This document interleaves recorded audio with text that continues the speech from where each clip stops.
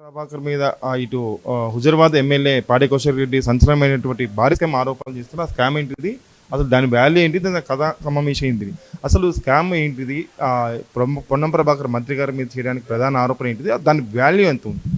ఇలా fly ash అనేది simple straight చెప్పేస్తారు కదా 2 minutes. ఫ్లై యాష్ అనేది ఫ్రీగా ట్రాన్స్పోర్ట్ నేషనల్ హైవేస్కి చేసుకోవచ్చు, అది తీసుకుపోయి డంప్ చేసుకోవచ్చు. దీన్ని ఏం చేస్తారు వీళ్ళంటే, కేవలం ఒక లారీలో 30 ఎగ్జాంపుల్ 16 టైర్ల లారీ ఉందనుకోండి, ఇంట్లో కేవలం లోడేజ్ ఎంత కొట్టాలి, 34 tons మాత్రమే కొట్టాలి. వీళ్ళు ఏం చేస్తున్నారు, ఇగోండి ఇది వాళ్ళ పర్మిట్ బిల్, ఇగో దీంట్లో ఎంత పోతుంది అనేది రాయరు. ఇగో ఇక్కడ చూడు బ్రదర్, కింద ఎంటీ ఉంటుంది, ఈడ వీళ్ళ సిగ్నేచర్ ఉంటుంది, అవుతుంది ఇక్కడ ఉన్న ఆడ ఎన్టీపీసీ అధికారి సిగ్నేచర్ ఉంటుంది. ఇది పోయే లారీ చూడు ఎంత పోతుంది, 76.5 tons పోతుంది.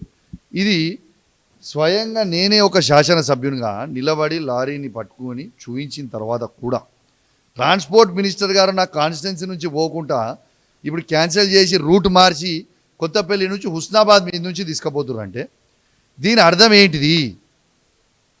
నువ్వు సీజ్ చేస్తావు ఆ లారీలని, ఓవర్లోడ్ కొట్టొద్దురా అని చెప్తారా, లేకుంటే ఈ లారీలని అట్లనే కొట్టుకోరు ఇంకా అని చెప్తారా?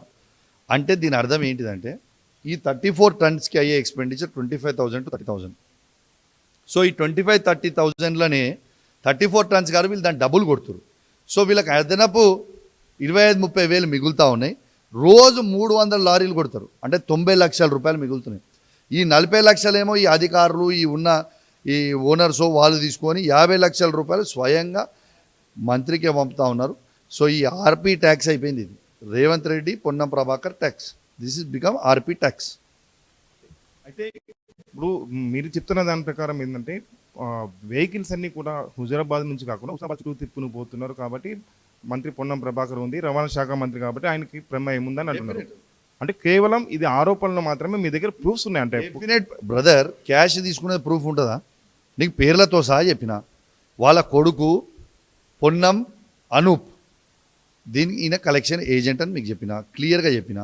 ట్రాన్స్పోర్ట్ మినిస్టర్కి నేను స్వయంగా నేనే ఒక శాసనసభ్యునిగా ప్రిన్సిపల్ సెక్రటరీ కంప్లైంట్ చేసిన, ట్రాన్స్పోర్ట్ ప్రిన్సిపల్ సెక్రటరీకి, ట్రాన్స్పోర్ట్ కమిషనర్ గారికి, జిల్లా కలెక్టర్ గారికి, జిల్లా డీటీసీకి, జిల్లా మన డివిజన్ ఆర్టీఓలకి, ఇంతమందికి నేను స్వయంగా కంప్లైంట్ చేసిన, వీళ్ళు రెస్పాండ్ కాలేదు. అంటే దీని అర్థం ఏంటిది?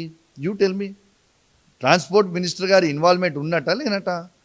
ఈ అధికారులు రెస్పాండ్ అయితే లేరు అంటే దేనికి రెస్పాండ్ అయితే లేదు? What is their interest? You tell me. ఇప్పుడు నిన్న లారీలు పట్టుకుర్రు, ఉష్కే లారీలు అనేటి ఆడ ఎన్నో ములుగుదెర పట్టుకుర్రు, వెరీ గుడ్, మంచి పని చేసిర్రు. మరి ఆ లారీలు పట్టుకున్నప్పుడు ఇవి ఎందుకు పట్టుకుంటలేరు? What is the interest? రెండోది, నువ్వు నిజంగా జెన్యూన్గా ఉంటే రూట్ మ్యాప్ మార్చి నీ పొన్నం ప్రభాకర్ కాన్స్టిట్యున్సీ హుస్నాబాద్ ఎమ్మెల్యే ఎవరు? పొన్నం ప్రభాకర్ గారు. ఆయన కాన్స్టిట్యున్సీని తీసుకోపోతే ఎవరు ఆపరా?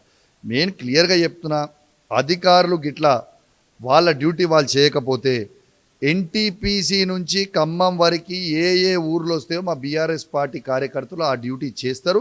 ఆ లారీలు పట్టుకుంటారు, ఆ లారీలను వే బ్రిడ్జ్ తీస్తాం, ఆ లారీలో ఉన్న యాష్ అదే రోడ్డు మీద డంప్ చేస్తాం. ఒక మంత్రి చేసేటువంటి ఒక మంత్రి మీద మీరు ఆరోపణలు చేస్తున్నారు. ఈ మంత్రి మీద వచ్చినటువంటి ఆరోపణల్ని సీఎం కూడా మీరు యాడ్ చేస్తున్నారు. అంటే సీఎం బాధ్యత ఎందుకు ఉంటుంది దీంట్లో, ఎంతవరకు ఉంటుందని అనుకోవచ్చు? అంటే మీరు కేవలం గతంలో మీకు ప్రతిపక్షంగా ఉండి చేశారు కాబట్టి ఇప్పుడు ఆయన సీఎం హోదాలు ఉన్నారు, అందుకే మీరు విమర్శలు. సీఎం నేను అట్లా చేస్తలేను బ్రదర్, నీకు లైవ్గా చూపించిన, ఒక్క నిమిషం లైవ్గా చూపించిన. పొన్నం ప్రభాకర్ ఎవరు క్యాబినెట్లు ఉన్నారు? Who is the boss? Revanth Reddy garu is the boss. Ponnam Prabhakar garu చేస్తలేరు. మరి రేవంత్ రెడ్డి గారన్న స్వయంగా మరి ఇది ఏం జరుగుతుంది, మరి ఎంక్వైరీ చేసి ఇది ఆపుర్రి అని చెప్పాలి కదా. చెప్తలేడు అంటే దీని అర్థం ఏంటిది? ఏం చిన్నపిల్లలక్క నాకు న్యూస్ తెలియదు అనే ముచ్చట లేదు కదా. మొన్న నేను ఆడ పట్టుకున్నప్పుడు యావత్ తెలంగాణ ప్రజలు చూసిరు, సోషల్ మీడియాలో వచ్చింది, అన్ని పేపర్లలో పెద్ద పెద్ద హెడ్లైన్స్లో వచ్చినాయి. Is it not the truth? ముఖ్యమంత్రి గారు తెలియకుంటున్నదా? తెలిసి నేను ఆగిన 3-4 days ఆ రోజు నేను ముఖ్యమంత్రి గారికి సంబంధం ఉందని నేను ఆ రోజు చెప్పలే, పొన్నం ప్రభాకర్ గారికే ఉందని చెప్పిన ఆ రోజు. ఇవాళ ముఖ్యమంత్రి గారికి ఉన్నదని కూడా నాకు ఎందుకు అనుమానం వస్తుందంటే, నేను చెప్పి 8 తారీఖు పట్టుకున్నా, ఇలా 9, 10, 11 అయినా కూడా 3 రోజులు కంటిన్యూస్ బండ్లు నడుస్తున్నాయి అంటే ఏమనుకుంటాం బ్రదర్?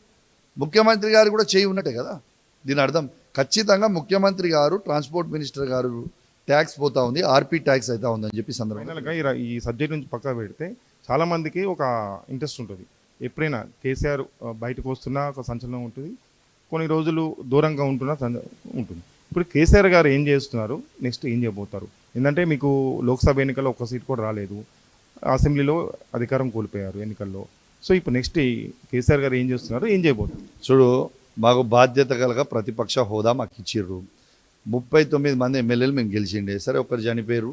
38 మంది ఎమ్మెల్యేలు మేము ఉన్నాము. 38 మంది ఎమ్మెల్యేలలో బాధ్యత కలగా ప్రతిపక్ష పని మేము ఖచ్చితంగా చేస్తాం.